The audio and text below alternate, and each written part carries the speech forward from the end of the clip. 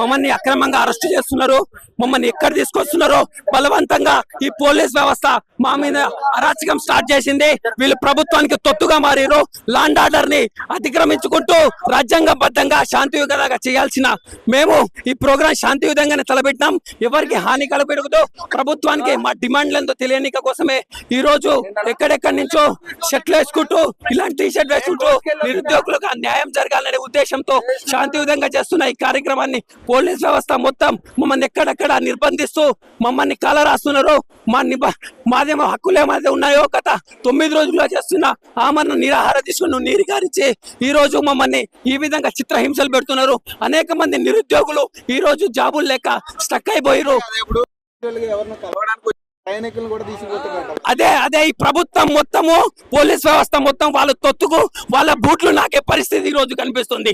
ఈడ ఈ హాస్పిటల్ కి పోయేటోళ్ళని కూడా అరెస్ట్ చేస్తున్నారు, ఎక్కడ పక్క ఎక్కడ నిర్బంధిస్తున్నారు. దీనికి మీరు దృష్టిలో పెట్టుకోవాలి. ప్రభుత్వం లారా నిరుద్యోగులారా మన తల్లిదండ్రులు కూడా ఆలోచించుకోవాలి. ఏ బునాదుల మీద ఏర్పడ్డాయి. ఇనప కంచెలు కాదు, పొడుస్తారు పోలీసు వాళ్ళు, వెనక నుంచి పొడుస్తారు. కానీ మనం భయపడకూడదు. యుద్ధమేం మన కొత్త కాదు. ఉస్మానియా బిడ్డలకు యుద్ధమేం కొత్త కాదు.